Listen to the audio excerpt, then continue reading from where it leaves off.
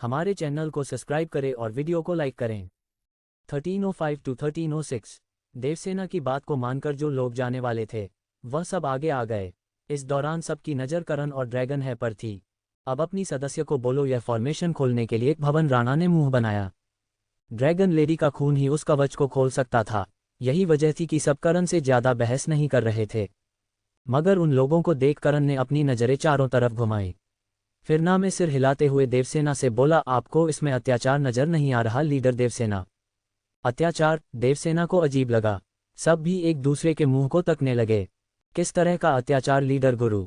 हम आपकी बात का मतलब समझ नहीं पा रहे हैं। 20 टैमर कबीले की लीडर ने सुमित्रा ने पूछा। उनसे दूर जैसे 20 टैमर कबीले की सुप्रिया और रौबदार दल की ज्योतिका राणा भी थी। सबके सब भ्रमित थे। उन्हें तो करण के कहने का मतलब छोड़ो उसकी बात तक समझ नहीं आई थी।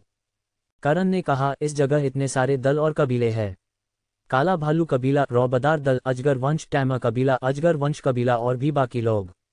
लगभग 15 शक्तियां तो होगी इस जगह। इतना कम था कि ये भाड़े के टट्टू भी आ गए हैं। करण का इशारा सुपारी क्लब के रॉय और कमली पर था। इससे उनका दिमाग भी खराब होने लगा। तुम कहना क्या चाहते हो? साफ साफ अपनी बात रखो लीडर गुरु। लीडर विश्वनाथ ने सख्ती से करण को घुरा।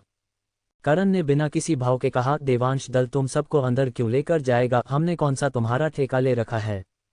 सबके चेहरे बदसूरत हो गए। करण आगे बोलता रहा, मेरी साथी का खून बहुत कीमती है।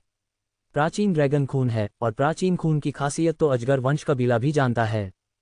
प्रियांशी की हंसी छूट गई। अजगर वंश कबीले का खून सुनंदा के पिता ने चुराकर सुनंदा के अंदर डाल दिया था। इसके लिए अजगर वंश कबीले ने कितनी कोशिश की ताकि उसे वापस हासिल कर ले, पर बीच में देवांश दल पहाड़ की तरह आके खड़ा हो गया और यह बात बोकर करण ने उनके दिल को जलाकर राख कर दिया था। फिर भी वह सब गुस्से में मुट्ठी भींचकर बस घूर ही सकते थे। देवसेना ने बिना किस भाव के कहा, तुम डिमांड रखना चाहते हो?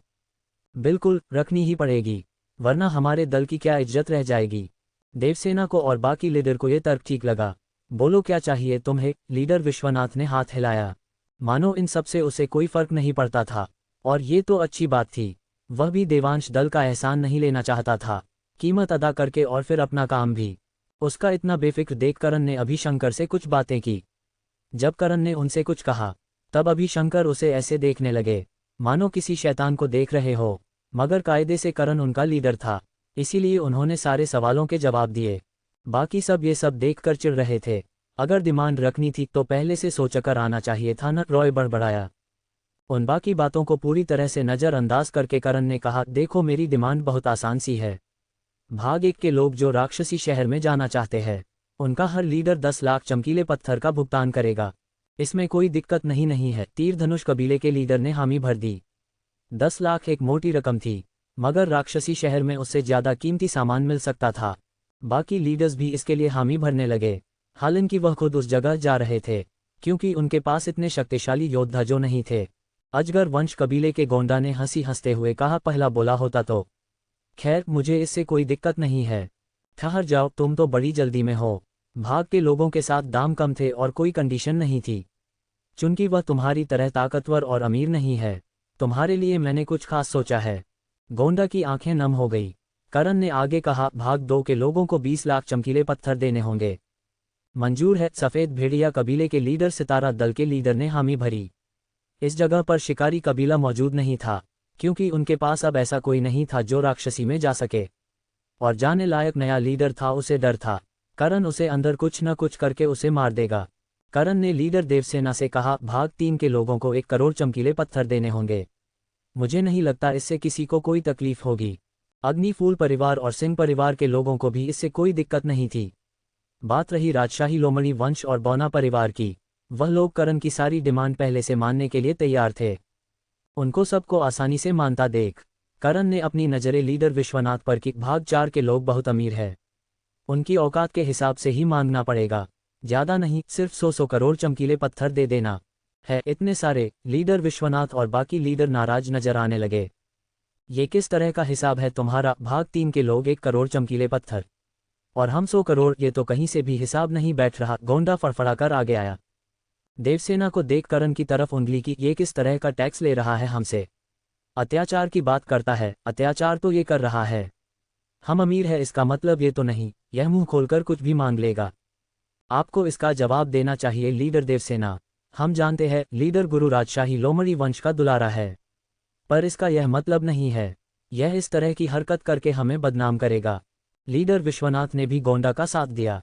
अरे गुस्सा तो उसे इतना आ रहा था, निकाल चप्पल, करण के मुंह ही मुंह में दे।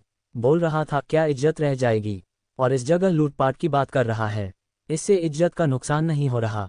सब देवसेना के कहने का इंतजार कर ही रहे थे, पर तभी रौबदार दल के लीडर करण के पास आए।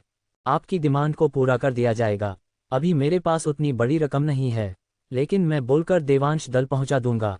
ये सुन काला भालू कबीले और अजगर वंश कबीले के लोग और भी ज्यादा नाराज हो गए। वह लोग तो मुहिम छेड़ रहे थे एकता के साथ रहते, तब करण पर दबाव बना सकते थे, मगर इस नमन राणा ने तो बेशर्मी की हद ही पार कर दी। उनका साथ छोड़कर वह उस भाग 2 के लड़के से मिल गया। करण ने हाथ हिलाते हुए नमन राणा की बात को स्वीकार कर लिया। उसे इतना तो यकीन था नमन राणा उसके साथ गद्दारी नहीं करेगा। ये तुम अच्छा। गोंडा आगे बढ़कर कुछ कहता, शलभ नीलपक्षी बीस्ट कबीले के लीडर ने करण के पास आकर एक स्टोरेज रिंग थमा दी। इसमें पूरे 100 करोड़ चमकीले पत्थर है। करण ने स्टोरेज रिंग की जांच की, फिर उसे अभिशंकर को थमा दी। अभिशंकर बड़ी बड़ी आंखों से करण को ऐसे घूर रहा था मानो सच में करण कोई माफिया हो। उसकी सोच से अलग करण ने सुमित्रा को देखा, जो उसे देख मुस्कुरा रही थी। मेरे लिए कुछ डिस्काउंट नहीं है? करण ने कहा, 1 लाख चमकीले पत्थर कम दे देना। सुमित्रा ने अपने माथे पर चपत लगाए। बहुत भारी डिस्काउंट दिया आपने। सुमित्रा हंसते हुए करण के पास आए, फिर उसे एक स्टोरेज रिंग देकर साइड में हो गई। करण ने उस स्टोरेज रिंग को भी अभिशंकर को दे दिया और उन दोनों लीडरों को देखने लगा, जो खड़े खड़े फूंक रहे थे। सबके सामने वह गरीब जो बन गए थे, जबकि सबसे अमीर वही थे। वह तो बस करण को दबाव में लाना चाहते थे। 100 करोड़ चमकीले पत्थर उनके लिए कुछ नहीं थे। सब लोग मान गए हैं, अब तुम दोनों की बात का दम नहीं है। तुम्हें गुरु की बात माननी होगी। देवसेना ने अपना फैसला सुनाया। गोंडा ऐसे तैसे करके अपने क्रोध पर अंकुश रखा। आज फिर से करण से हार मिली थी। भारी कदमों के साथ वह करण के पास आया। भर लो अपना पेट। एक स्टोरेज रिंग उसने आगे बढ़ा दी। करण ने पहले उसकी जांच की, जो देख गोंडा मुड़कर जाने ही लगा था कि इसमें 100 करोड़ चमकीले हो कम है। क्या बकवास कर रहे हो? गोंडा का दिमाग खराब हो गया। उसने हाथ बढ़ाकर स्टोरेज रिंग छीनी। अंदर झांका तो उसमें तो 100 करोड़ चमकीले पत्थर पहले से थे। ये देख उसने करण से कहा, तुम्हारी आंखें ये बटन, इसमें पूरे 100 करोड़ चमकीले पत्थर है। हाँ, इसमें 100 करोड़ चमकीले पत्थर है, लेकिन तुम इतने में अंदर भी जा सकते। मैंने कहा था न, तुम्हारे लिए मैंने कुछ खास सोचा है। अंदर जाना है तो 200 करोड़ चमकीले पत्थर देने होंगे। करण ने अपने हाथ बांध लिए, मानो वह अपने फैसले से टस से मज नहीं होने वाला था। गोंडा का तो खून नाक से बहने लगा था। आज से ज्यादा गुस्सा उसे कभी नहीं आया था।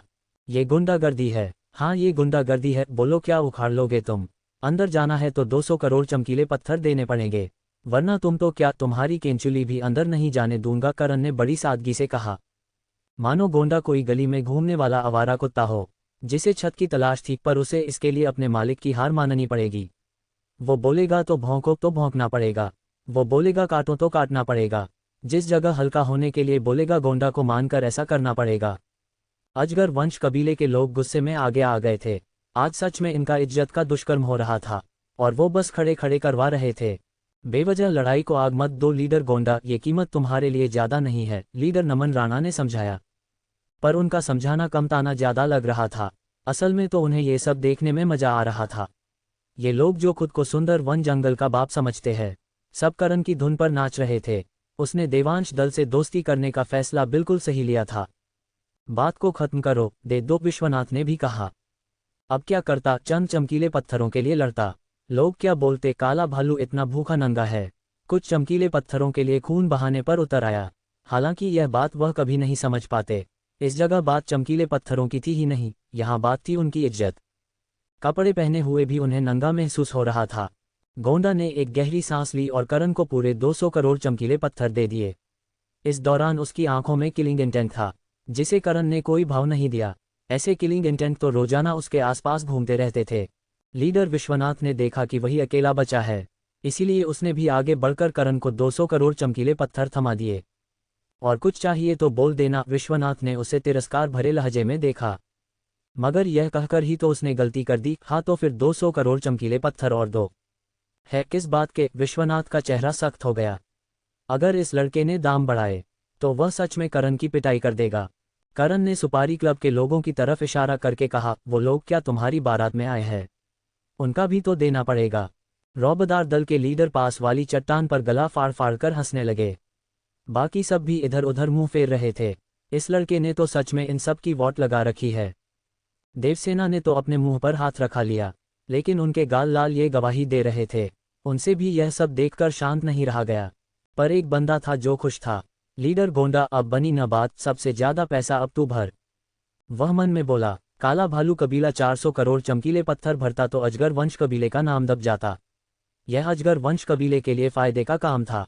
खड़े खड़े मुंह क्या देख रहे हो, जल्दी करो, मेरे पास समय की कमी है। करण ने अपने चेहरे पर ऐसे हाथ हिलाया मानो कोई बड़ा जमींदार हो जो अपनी वसूली करने आया हो। लीडर विश्वनाथ उसे देखता ही रहा। राहु ने मुस्कुराते हुए कहा, पिताजी, इतनी छोटी सी रकम के लिए इतना संकोच क्यों? सुपारी क्लब नमन भाई की सुरक्षा के लिए तो है। राहु ने मौके पर चौका मारा। सुपारी क्लब को हाय किया था, अब इसके खामियाजा भी दो। बेशक विश्वनाथ उसका पिता था, मगर अब वह करण के कहने पर चल रहा था, और उसे तो करण हर बार जीतता हुआ ही नजर आया है। अपना सिक्का ही खोटा हो तो क्या कहना, लीडर विश्वनाथ मन में बड़बड़ाया। फिर बेमन से उसने करण को बाकी की राशि भी दे दी, जिन्हें जमा कर करण ने अभी शंकर को थमा दी। जिसके बाद करण की नज़र गई कालचीत और विराजा पर। हम तो आप सबको इस जगह लेकर आए हैं, हमसे भी लेंगे क्या आप? विराजा ने बड़ी विनम्रता से कहा। हाथ तो ऐसे जोड़ रखे थे मानो करण इंसान न होकर भगवान हो, लेकिन वो भगवान थोड़ी न था। उसने सख्त निगाहों से देखते हुए कहा, तुम लोगों को तो इस जगह होना भी नहीं चाहिए। बात रही इस जगह की, तो ये जो है न। करण ने अग्निफूल परिवार के लीडर की तरफ उंगली की। ये गब्बर भी इस जगह का सकता था। इसने मेरे लोगों को बड़ी पीड़ा पहुंचाई है, इसके लिए क्यों सही कहा ने मैंने लीडर गब्बर। गब्बर का चेहरा लाल पड़ गया। उसे लगा नहीं था करण उसे भी इस सब में घसीट लेगा। लगता है करण ने अब तक उसे इसके लिए माफ नहीं किया है। करण ने उसे नज़रअंदाज करके कालचीत की आंखों में आंखें डालकर कहा, अंदर जाना है तो कीमत तो देनी पड़ेगी, वरना इस जगह से भगा दिए जाओगे तुम। कालचीत तिलमिलाकर खड़ा हुआ। हद थी, साला इतना बेइज्जत तो वह कभी नहीं हुआ था।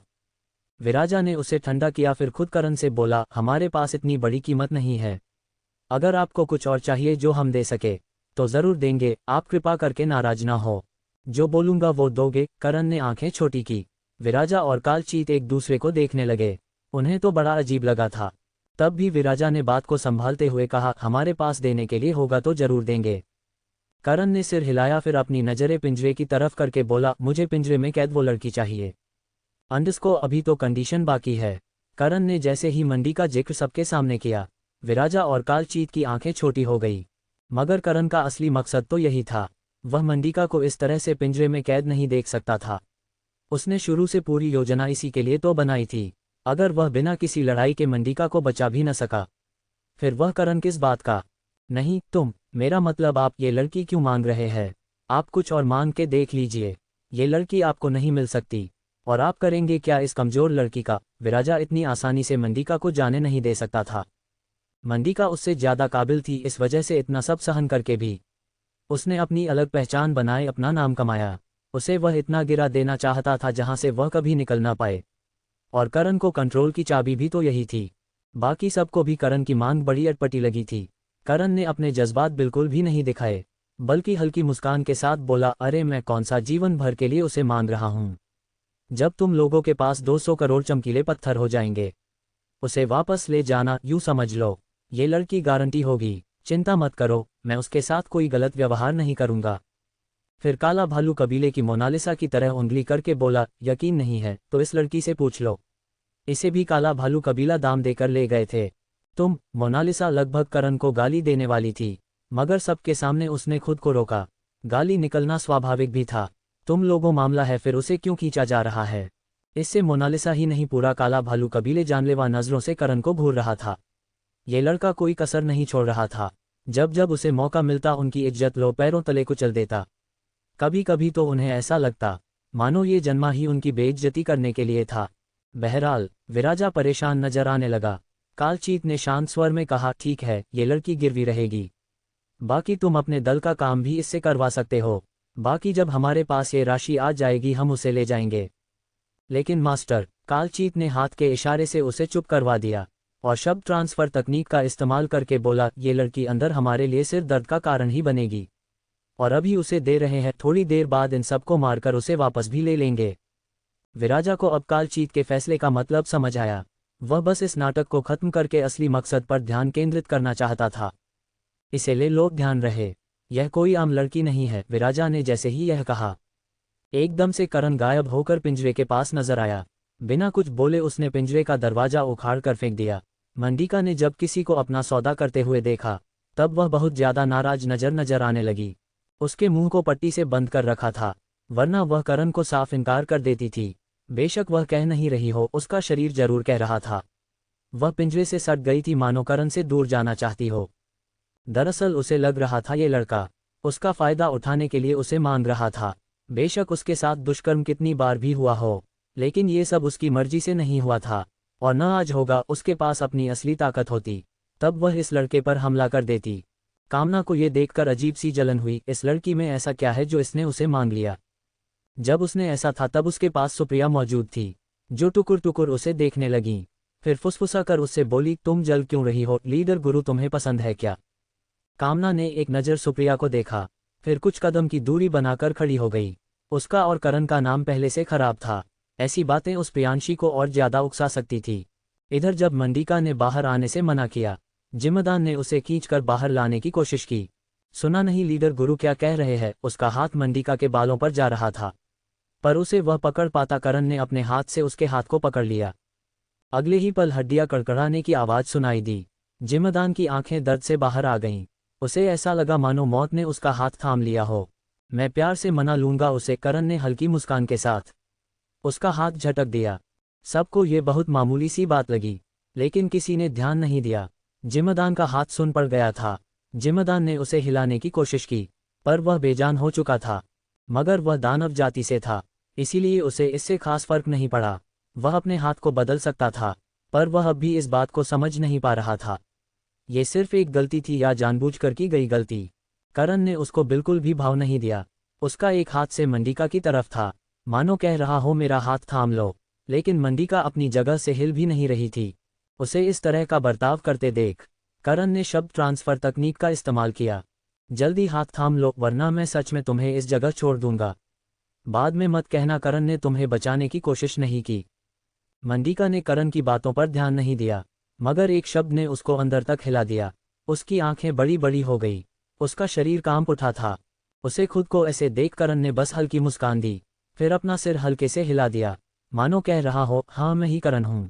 मंडिका को अब भी यकीन नहीं हो रहा था, इस वजह से वह बिल्कुल भी आगे नहीं आई। करण जानता था मंडिका इतनी आसानी से भरोसा नहीं करेगी, इसीलिए उसने जमीन पर हल्के से टेप किया। बहुत हल्की डिवाइन फायर की आभा मंडिका से टकराए, जिसे महसूस करते ही मंडिका की आंखें नम हो गई। डिवाइन फायर सिर्फ एक ही लड़के के पास थी, और वह करण था। यही तो उसकी पहचान थी, जिससे दानव वंश उसका पता लगा पाता था। करण ने फिर से अपना हाथ आगे किया। मंडिका कुछ देर बस करण को देखती रही, और एकदम से उसने अपना हाथ करण के हाथ पर रख दिया, जिसके बाद वह झट से करण के गले लग गई। उसका चेहरा करण के सीने से लगा हुआ था, आंखों से अविरल आंसू निकल रहे थे, सिसकियां उसकी सुनाई दे रही थी।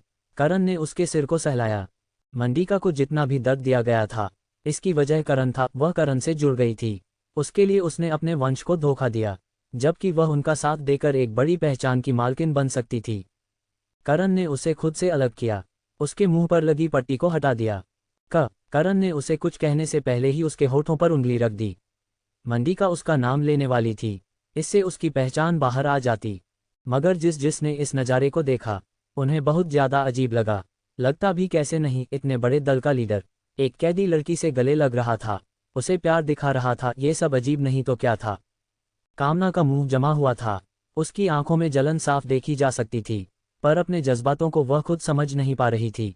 उन्हें बयां करना तो दूर की बात थी, इतना भी क्या चिपकना। कामना बड़बड़ाए। ज्योतिका, जो कि नमन राणा की पोती थी, ये सब देख खुद से बोली, दादा इस लड़के को इम्प्रेस करवाना चाहते थे। ये तक एक नंबर का ठरकी है, इससे तो मेरी जूती शादी न करे। दरअसल जब प्रतियोगिता हुई थी, तब नमन राणा ने कहा था उसे करण से दोस्ती करनी चाहिए, मगर एक भी बार ऐसा मौका नहीं लगा जिससे वह दोनों बात कर सके। और ज्योतिका किसी के पीछे पड़ने वाली लड़की नहीं थी। इधर मंडिका के लिए यह पल अनमोल था। आज से पहले करण उसके कितना करीब कभी महसूस नहीं हुआ था। उसकी आंखों में अपने लिए प्यार देख मंडिका का दिल भर आया था। वह आगे बढ़कर उसे चूमना चाहती थी, उसे अपनी बाहों में भरकर मौत को गले लगाना चाहती थी। फिर एकदम से उसे करण की आवाज़ सुनाई दी, मेरी पहचान को गुप्त ही रखो।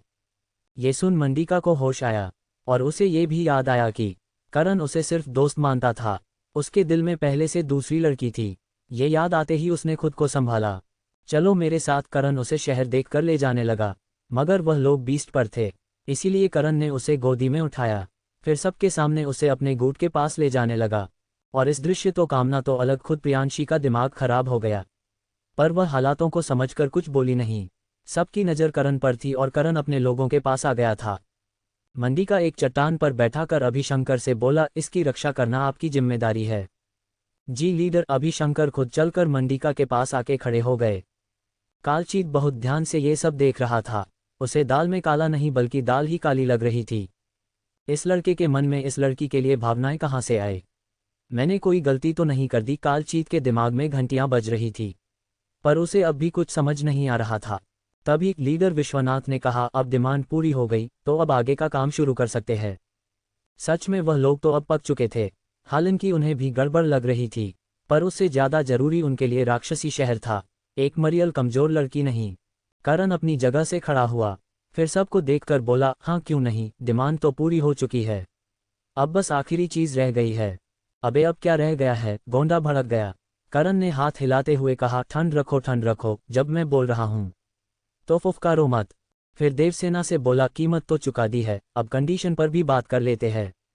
देवसेना को याद आया कि करण ने कंडीशन की बात पहले ही कर दी थी, इसीलिए उन्होंने करण को कहने का इशारा किया। करण बोला, सिर्फ 5वें चरण के चक्रवर्ती सम्राट ही जा सकते हैं। ये नियम ठीक है, मगर इसमें एक दिक्कत है। कैसी दिक्कत? गोंडा बोल पड़ा। करण ने सिर हिलाया, तुम्हें बड़ी जल्दी होती है। लीडर विश्वनाथ को देखो, कितनी आराम से सब बात अच्छे से मान लेते हैं, लेकिन तुम बड़े शरारती हो।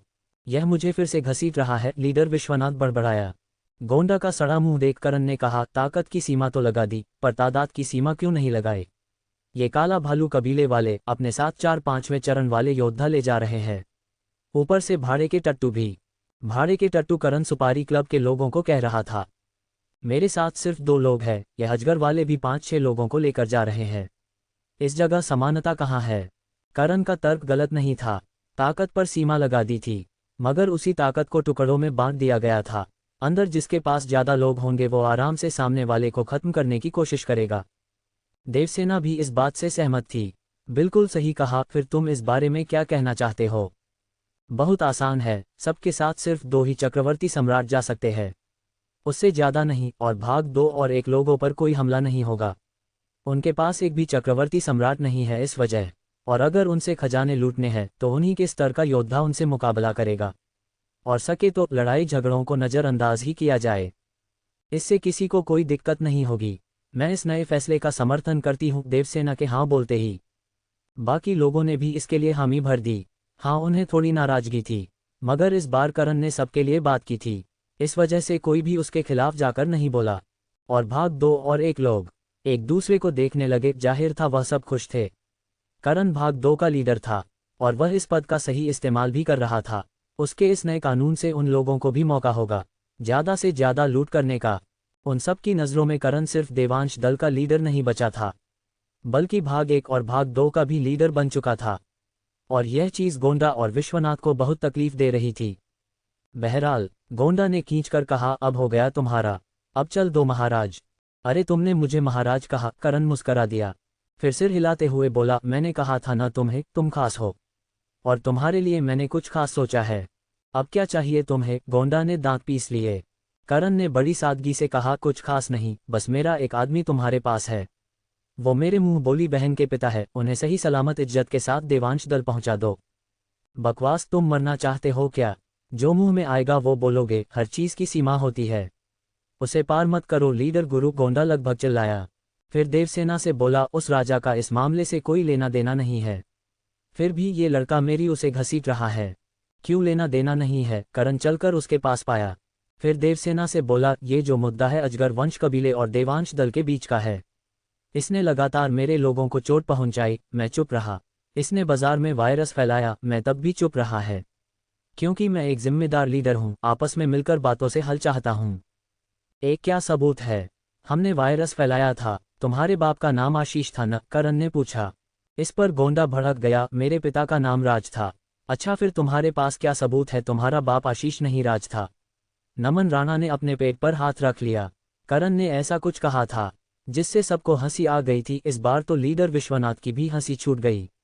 अजगर वंश कबीले के लोग शर्म और गुस्से से पागल हो रहे थे। वो खुद को मार देना चाहते थे या फिर करण को। आज जो जुलूस निकला था उनकी इज्जत का, वह सालों तक लोगों की 1307 गिफ्ट बॉक्स। करण से लगातार अपनी बेइज्जती करवाने के बाद अजगर वंश कबीले के लोग करण को मारने के लिए आगे बढ़ गए थे। अरे कोई भी बढ़ जाता, उसकी बातें ही आग में घी डालने जैसी थी। मगर गोंडा ने अब भी अपने गुस्से को अंकुश में रखा हुआ था। अपने लोगों को उसने हाथ के इशारे से रोक कर रखा। तुम बात को कहीं पर भी लेकर जा रहे हो गुरु, भूलो मत। बांध की भी एक सीमा तक सहनशक्ति होती है। हम इस जगह राक्षसी शहर में जाने के लिए आए हैं, तुम्हारी बकवास सुनने नहीं।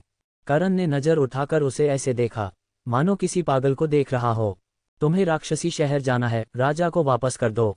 अगर इसके लिए राजी नहीं हो फिर मैं तुम्हें राक्षसी शहर में जाने की इजाजत नहीं दूंगा। तुम कौन होते हो इजाजत देने वाले? गोंडा दहाड़ा। करण ने हाथ हिलाते हुए कहा, इतना मत चिल्लाओ, बहरे नहीं है हम। फिर बड़ी सादगी से बोला, मैं ही हूँ इजाजत देने वाला। यूं समझ लो मैं ही हूँ राक्षसी शहर का मालिक। अब बोलो क्या करोगे तुम? गोंडा का सीना फूला जा रहा था। उसने देवसेना से कहा, आप इस बारे में कुछ कहती क्यों नहीं है? ये लड़का अपनी मन मर्जी चला रहा है। तुम बड़े डरपोक हो, खुद बात नहीं कर सकते, इसीलिए बार बार लीडर देवसेना को परेशान कर रहे हो। सुनो मेरी बात। करण ने नजदीक आकर कहा, भगवान से भी मेरी शिकायत करोगे न, उस जगह से भी लाठी मिलेगी, क्योंकि मैं तो तुम्हें अंदर नहीं जाने दूंगा। और अगर जबरदस्ती करने की कोशिश की तो तुम्हारा हाल भी सुपारी क्लब जैसा होगा। सुपारी क्लब जैसा हाल? गोंडा की आंखें छोटी हो गई। सिर्फ वही नहीं, बाकी सब भी भ्रमित थे। उन सब की नज़र दूर खड़े रॉय और कमली पर पड़ी, जो खुद करण की बात से हैरान थे। तभी कमली की स्टोरेज रिंग चमकने लगी। उसने कलाई घुमाकर एक टोकन निकाला। उसे जैसे ही एक्टिवेट किया गया, सबको घबराई हुई आवाज़ सुनाई दी, गार्ड टॉवर, हमारे टॉवर को बर्बाद कर दिया गया है। ये काम उस लीडर गुरु ने किया है। कुछ देर पहले वह इस जगह आया था। उस अकेले ने हजारों लोगों को मार डाला और धमकी भी दी है उस जगह पर कोई भी नजर नहीं आना, क्योंकि अब वो हमारी जगह को अपनी जगह बता रहा है। आवाज के खत्म होते ही सबके मुंह एक दूसरे को तक रहे थे। लीडर नमन राणा भी दंग थे। ऐसा नहीं था सुपारी क्लब का टॉवर बहुत ज्यादा ताकतवर था। असली डर था उसके पीछे की ताकत का। सबको पता था उनके रिश्ते मेनलैंड से जुड़े हुए हैं। उनको हाथ लगाना मतलब सीधे सीधे मेनलैंड का शिकार बनना। अब उस जगह था तो सिर्फ सन्नाटा, जिसे कमली ने चिल्लाकर तोड़ा। गुरु, मैं तुझे जान से मार दूंगी। कमली दहाड़ते हुए करण के पास आने लगी। अभी शंकर ये देख आगे आ रहा था, मगर करण ने उसे हाथ के इशारे से रोका, और जैसे ही कमली करण के पास आए, उसने करण पर जानलेवा हमला कर दिया। पर करण ने अपने एक हाथ से उसके मुंह पकड़ लिया। कमली की सारी शक्ति खत्म हो गई। अगले ही पल करण ने उसे जमीन पर पटक दिया। कोई कुछ समझ पाता इससे पहले ही करण उसके सीने पर इतनी ताकत से पैर रखा कि पैर सीने को फाड़कर जमीन पर आ गया। बस 5 पलों में कमली ने अपनी जान खो दी। खून की छींटें गोंडा के मुंह पर आकर गिरी। सबके सामने एक सामान्य लीडर को मारने की कोशिश करने के लिए तुम्हें मौत की सजा दी गई है, ऐसा कह करण ने पैर से उसकी लाश को सरका दिया, जो रॉय के कदमों के पास आके रुकी। रॉय ये सब देख अंदर से गुस्से से भर उठा था। खौफनाक नजरों से उसने करण को देखा। गुस्से से उसकी मुट्ठियां भींची हुई थी।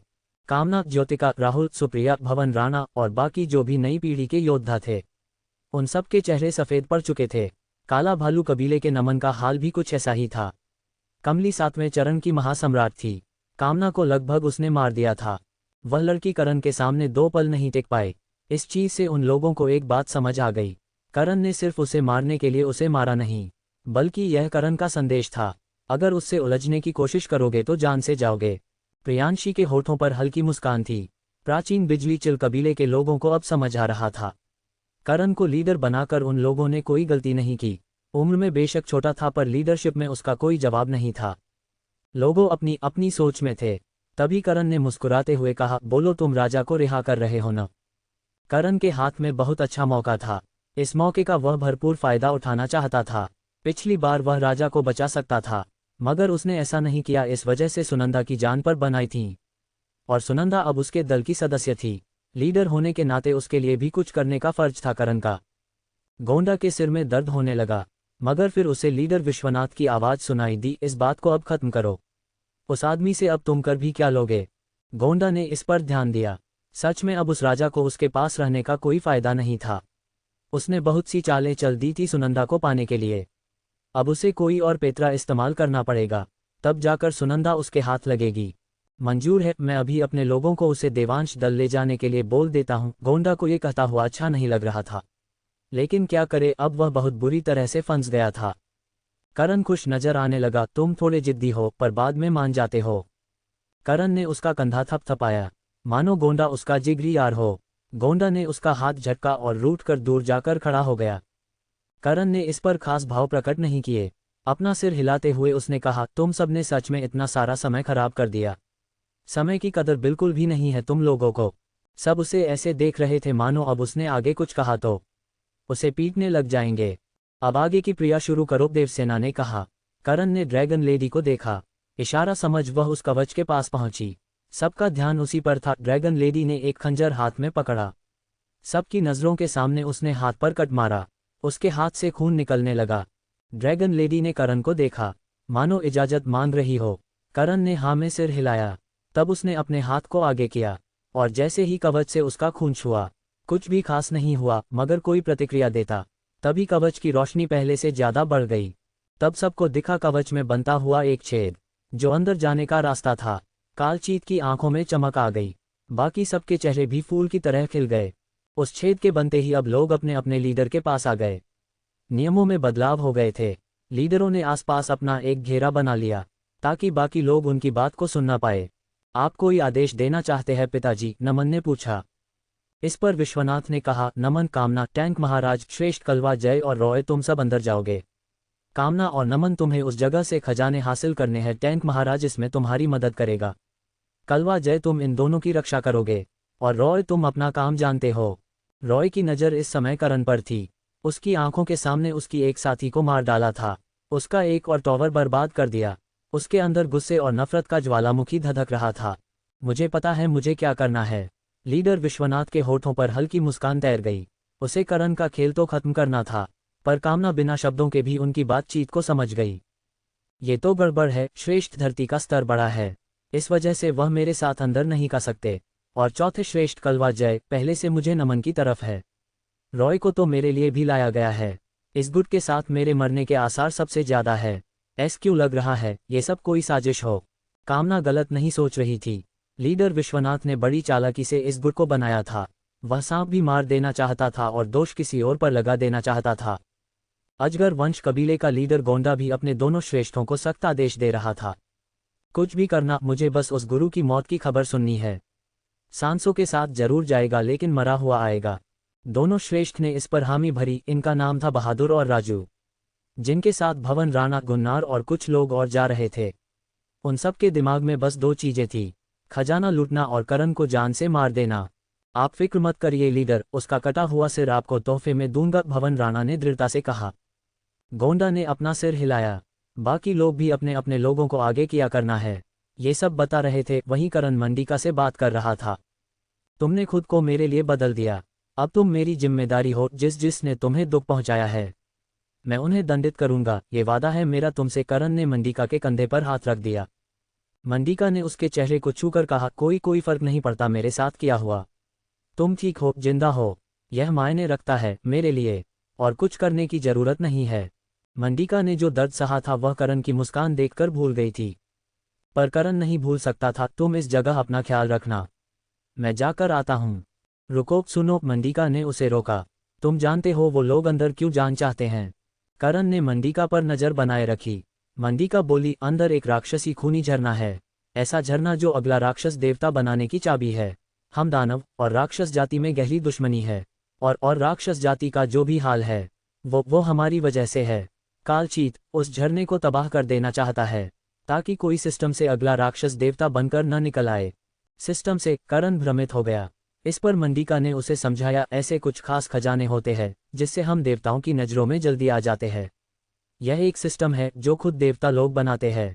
इससे उन्हें अपना उत्तराधिकारी ढूंढने में आसानी होती है।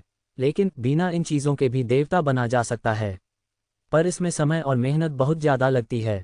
करण ने बात को बड़ी ध्यान से सुना और समझा। असल में तो वह प्रियांशी के लिए इस जगह आया था। उसे आशा थी राक्षस देवता अपनी ब्लेसिंग दे दें। करण ने पूछा, तुम दानव हो, तुम क्या चाहती हो? राक्षसी जाति का खूनी झरना तबाह हो जाना चाहिए या नहीं? मैं वही चाहती हूँ, तो तुम चाहते हो? मंडिका ने मुस्कान दी। करण हल्के सिर हिलाने लगा। ये लड़की फ्लर्ट करने से बाज नहीं आएगी। करण ने एक गहरी सांस ली। वह दोनों आपस में शब्द ट्रांसफर तकनीक से बात कर रहे थे, इस वजह किसी को भी उसकी बात सुनाई नहीं दी थी। करण ने अपनी टीम भी बना ली थी। प्राचीन बिजली चिल कबीले के दोनों श्रेष्ठ, प्रियांशी फ्लोटिंग अकादमी के स्टूडेंट्स और राहु। ड्रैगन लेडी कमजोर थी, इस वजह से उसे अभिशंकर के साथ रहने के लिए कहा था। बात रही ज्वाला पक्षी, किंग, पिस्टल बिस्ट और शिवम को करण ने पहले ही आयामी पेंटिंग में भेज दिया था। मतलब वह अपने साथ 3 और चक्रवर्ती सम्राट स्तर के योद्धा ले जा रहा था। उन सब की आंखों में धूल झोंककर बाकी सबने भी इस पर ध्यान नहीं दिया था। थोड़ी देर बाद सबकी मीटिंग खत्म हो गई। जो लोग जाने वाले थे वह उस छेद के पास पहुंच गए। लीडर्स और बाकी श्रेष्ठ उस जगह से दूर हटकर हवा में उड़ने लगे। करण उस छेद से अंदर जाने ही वाला था, तभी काला भालू कबीले का नमन चलकर करण के पास आया। मुझे आपको कुछ देना था लीडर गुरु, आप कब फ्री होंगे, इसी का इंतजार कर रहा था। नमन राणा सामने आके खड़ा हो गया। वह करण से आंखों में आंखें मिला रहा था। उसके हाथ में एक गिफ्ट बॉक्स था। यह मेरी तरफ से आपके लिए है, मेरे जाने के बाद खोलना। उसने करण के हाथ में बॉक्स पकड़ा दिया। फिर एक नज़र जानलेवा नज़रों से राहु को देख वह अपने लोगों के साथ उस जगह से अंदर चला गया। जहां जाते ही उन सब ने गति पकड़ ली। इतनी तेजी से उस जगह से उड़ गए मानो कभी उस जगह थे ही नहीं। बाकी सब भी एक एक करके उस जगह से चले गए। सब ने अलग अलग दिशा पकड़ी थी। करण ने उन सबको को नज़रअंदाज करके उस गिफ्ट बॉक्स को खोला। जैसे ही उसने उसका ढक्कन हटाया, उसके हाथ कांप उठे। गिफ्ट बॉक्स जमीन पर गिर गया। करण के भाव पूरी तरह से बदल गए थे। प्रियांशी और बाकी सब भी सन रह गए थे। गिफ्ट बॉक्स में ढलान पर गिरा था, जिस वजह वह लुढ़क गया और एक एक चीज उसमें से निकलकर उस जगह लुढ़कने लगी, जो करण के पैरों के पास आकर रुकी। लीडर्स भी ये देख हैरान थे। देवसेना की आंखें नम हो गई थी। ये किस तरह की बदसलूकी है? लीडर विश्वनाथ, देवसेना गुस्सा हो गई थी। उनकी आंखें लाल थी। लीडर विश्वनाथ खुद भौचक्का था, पर वह कुछ कहता इससे पहले ही आसमान में बादल जमा होने लगा, जिनमें बिजलियां गरज रही थी। सूरज ढक चुका था। चारों तरफ किलिंग मशीन फैलने लगा था। हवाएं तेज हो गई थी, ऐसी आभा फूट रही थी जो सबको खत्म कर देना चाहती हो। सबकी नजरें करण चली गई। हवा से उसके कपड़े उड़ रहे थे। वह बिल्कुल शांत खड़ा था। ये शांति ऐसी थी जैसे तूफान से पहले की होती है। करण ने झुककर उस चीज को अपने हाथ में उठाया। उस चीज से खून रस रहा था। टप टप करके जमीन पर उनकी बूंदें गिरती। दरअसल ये चीज एक सिर था, और यह सिर था उस छोटी बच्ची का, जो करण के पीछे भैया भैया करके दौड़ती थी, जिसने करण से मिलने के लिए अपना गुल्लक तोड़ दिया था। अपने गांव वालों के लिए वह करण से मिलना चाहती थी। करण ने उसे मारा भी था, तब भी उस छोटी बच्ची ने उफ तक नहीं की। उसे बुरा नहीं बनाया, इतना प्यार दिल था उस बच्ची का। जी हाँ, ये सिर किसी और का नहीं, लाडो का था, जिसे करण की नम आंखें निहार रही थी। अंडस्को 1308 तहखाना। काला भालू कबीले के नमन ने लाडो का सिर काटकर करण को गिफ्ट बॉक्स में पैक करके दे दिया था। उसकी नज़र तब से लाडो पर थी। जब भरे बाजार में करण ने लाडो को भीड़ से निकालकर अपने साथ लाकर अपना प्यार दिखाया था, नमन समझ गया था ये करण की खास है, इसीलिए उसने उसे नुकसान पहुंचाने के लिए उसे मार डाला। और अब करण अपने हाथों में उसके सिर को पकड़े खड़ा था। शरीर बिल्कुल शांत था उसका, मगर माहौल बेहद ही बेदर्द था। प्रियांशी ने आगे बढ़कर करण के कंधे पर हाथ रखा। करण अब भी चुप रहा। उसे वह सब सामने नजर आ रहा था, जब ये लड़की उसे रेस्तरां में मिली थी।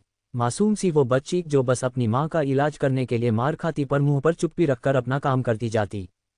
एक लंबी शांति के बाद करण ने लाडो के सिर को अपने हाथों में राख में बदल दिया, और फिर बिना किसी से कुछ बोले वह उस शहर में दाखिल हो गया। प्रियांशी को चिंता होने लगी थी। जब जब करण बात करना बंद करता था, तब तब वह सारी हदें तोड़ दिया करता था। अब पता नहीं वह क्या करने वाला था। प्रियांशी और बाकी लोग हड़बड़ाकर उसके पीछे चल दिए। जिनके जाने के बाद रौबदार दल के लीडर नमन राणा ने नाराजगी से कहा, यह बिल्कुल भी अच्छा नहीं हुआ।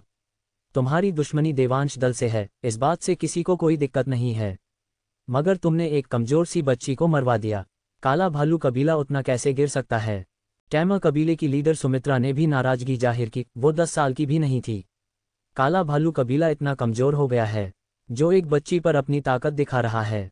शर्म आती है तुम्हें सुंदर वन जंगल का सबसे ताकतवर कबीला कहलाते हुए। गोंडा ने भी इस मौके को हाथ से नहीं जाने दिया। इतना गिरा हुआ काम तो हमने नहीं किया जितना तुम लोग कर रहे हो। मुझे तो लगा था काला भालू कबीला पूरे सुंदर वन जंगल का लीडर बनना चाहता है, पर इन हरकतों से तुम बस भाग 4 तक ही रह जाओगे। गोंडा के होठों पर हल्की मुस्कान थी। जब करण बार बार उसकी बेइज्जती कर रहा था, ये लीडर विश्वनाथ भी हंस रहा था, बात बात पर उसका साथ दे रहा था। अब उसकी बारी थी इस बात का बदला लेने की।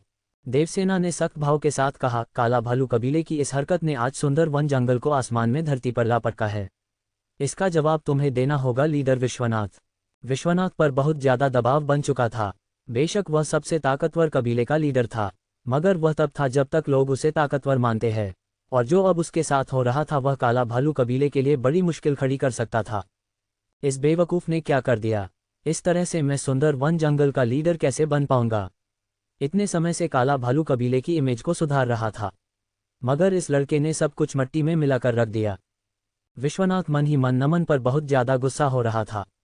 वह सुंदर वन जंगल का साथ चाहता था, जो पद देवसेना का था, जो इज्जत उसे मिलती थी, उस इज्जत को कमाना चाहता था, जो सिर्फ ताकतवर बनने से नहीं मिलने वाली थी। इसके लिए उसे हर भाग में अपना अच्छा प्रभाव डालना था। यही एक वजह थी क्यों उसने प्राचीन बिजली चिल कबीले को अंधेरे में मारा। वह चाहता तो खुलेआम भी ऐसा काम कर सकता था, कोई माई का लाल नहीं था जो उसे ऐसा करने से रोक सके। बाजार के समय कर करण को पुतला जलाने का अधिकार देना, ये सब एक राजनीतिक चाल थी, सब तक अपनी दरियादिली का पैगाम पहुंचाने का। आज भी इतना सब होने के बाद वह करण से ज्यादा बहस नहीं किया। इसका नतीजा क्या निकला? उसके लड़के ने चंद पलों में उसकी मेहनत का जलूस निकाल दिया। शर्मा रही है, मेरा खून उन दोनों कमीनों के अंदर है। विश्वनाथ मन ही मन उन्हें गालियां देने लगा। अगर वह लोग बचकर आ गए तब वह खुद उन्हें मार देगा। इन दोनों की वजह से वह अपने सपने को खत्म नहीं होने देगा। वहीं ये सबसे अलग करण और बाकी सब उड़कर के खंड के ऊपर आ गए थे। रास्ते भर करण बिल्कुल शांत था, उसकी नजरें चारों तरफ घूम रही थी। तुम ठीक हो न? प्रियांशी को उसकी बहुत फिक्र हो रही थी। करण ने इस पर कोई खास भाव प्रकट नहीं किए, उसका ध्यान आसपास पहली राक्षसी ऊर्जा पर था। राहु ने कहा, लीडर गुरु, मैं जानता हूँ आप उस नमन को मारना चाहते हैं, और इसमें मैं आपका साथ दूंगा। हमें पहले उसे ही खत्म करना चाहिए, फिर बाकी की चीजें देखी जाएंगी। करण ने उसे ठंडी निगाहों से देखा, फिर उसे नज़रअंदाज करके उसने प्रियांशी से कहा, हमें राक्षसी खूनी झरने के लिए जाना है। उस जगह जाने के लिए हमें इस खंड को हटाना है। करण को बदला लेना था, इसमें कोई शक नहीं था, और वह लेगा भी। लाडो की मौत का बदला उसकी लिस्ट में था, मगर एक और काम था जो उसे करना था, प्रियांशी को उस झरने तक ले जाना, इससे पहले कि कालचीत उसे तबाह कर दे। प्रियांशी को भी इस बात का आभास था। राभी और शाबी, जो प्राचीन बिजली चिल कबीले के श्रेष्ठ थे, उनमें से एक ने पूछा, हमें क्या करना है? इस खंडहर को इस जगह से हटाना है। करण ने सिर हिलाते हुए उस जगह से दूरी बना ली। ये देख बाकी लोग भी उसके पीछे आ गए। जिस खंडहर के ऊपर वह लोग उड़ रहे थे, ऐसा लगता था पहले इस जगह कोई बड़ा शहर था, जो किसी युद्ध के बाद तबाह हो गया। राभी और शाबी ने अपनी शक्तियों का इस्तेमाल किया, और खंडहर हवा में उड़ने लगा, जिसे उठाकर उन दोनों ने बगल में फेंक दिया। और तब सबको नजर आया एक विशालकाय नक्काशी जो जमीन पर उकेरी गई थी। करण उसे देख उसके ऊपर आके खड़ा हो गया, फिर अपनी नकारात्मक ऊर्जा को उसके अंदर डालने लगा। करण ये सब जो कर रहा था, अंतर मन में बैठा अग्नि उससे करवा रहा था। सबका ध्यान करण की हरकतों पर था। जब उसने अपनी ऊर्जा उस नक्काशी में संचार की, उस जगह की जमीन पर काली और लाल रोशनी फैल गई। नक्काशी का रूप एक बड़े से मुंह जैसा था, जिसकी आंखें बंद हो पर अब वह आंखें खुल गई थी, जो आपस में बड़े ही अजीब ढंग से आके जुड़ गईं। तब सबने देखा उस जगह एक गुप्त रास्ता, जो उन आंखों के मिलने से बना था। करण ने उन लोगों को चलने का इशारा किया। सब हैरान जरूर थे इससे कि करण को ये सब कैसे पता था, मगर करण इस समय बात करने के मूड में बिल्कुल भी नहीं था। सब चुपचाप उसके साथ उस गुप्त रास्ते पर चल दिए। उनके अंदर जाते ही वह रास्ता भी बंद हो गया। अंदर सब लोग एक अंदर से इलाके में था। अंधेरा ज्यादा देर के लिए नहीं रहा। अगले ही पल उस जगह अपने आप रोशनी आने लगी।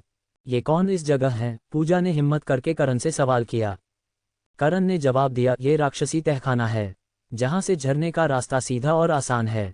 करण ने अग्नि से पहले ही पूछ लिया था, कोई ऐसा रास्ता है जो उसे झरने तक ज्यादा आसानी से पहुंचा सकता है? तब उसने इस तहखाने का जिक्र किया था।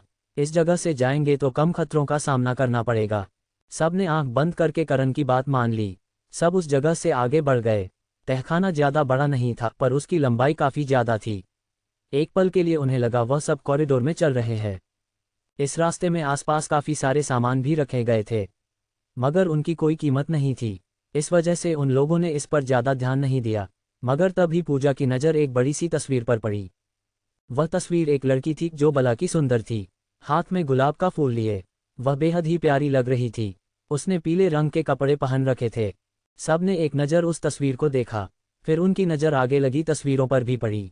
करण उनमें से किसी पर ध्यान नहीं दे रहा था, लेकिन अचानक से उसके कदम थम गए। उसने नज़र घुमाकर एक तस्वीर को देखा। उस तस्वीर में एक लड़का था जो लगभग 20-22 साल का था, जो उसी लड़की के साथ पकड़म पकड़ाई का खेल कर रहा था, जिसकी तस्वीर करण ने पहले आते हुए देखी थी। लेकिन करण की नज़रें तो उस लड़के पर थी। वह तस्वीर के करीब आया और बड़ी गौर से उस लड़के को घूरता रहा। तुम इस लड़के को जानते हो? प्रियांशी ने पूछा। करण ने उसे देखा, फिर तस्वीर को देखकर सिर हिलाने लगा। यह पागल आशिक है, एक बार इसकी परछाई से मिला था। यह इसका बचपन का चेहरा है। पागल आशिक है, ये नाम सुनते ही सब लोग बड़ी बड़ी आंखों से पागल आशिक की तस्वीर को देखते रहे। इसमें पागल आशिक बड़ा मासूम लग रहा था। मतलब ये सच है, राक्षसी जाति के साथ पागल आशिक के अच्छे रिश्ते थे। पर ये लड़की कौन है? पूजा बोली। करण ने इन चीज़ों पर और ध्यान नहीं दिया। अपने कदम उसने आगे बढ़ा दिए। सब लोग भी ऐसा ही कर दिए। जब वो लोग थोड़ा आगे बढ़े, उन्हें सामने दो मूर्तियां नजर आई। इनमें से एक मूर्ति पागल आशिक की थी, दूसरी उसी लड़की की। इसमें पागल आशिक उस लड़की की उंगली में अंगूठी पहना रहा था। लड़की ने शर्म से अपना मुंह पर हाथ रखा हुआ था। उनके आसपास छोटी छोटी मूर्ति भी थी जो उन दोनों पर फूल फेंक रही थी। ऐसा उन्हें बनाया गया था।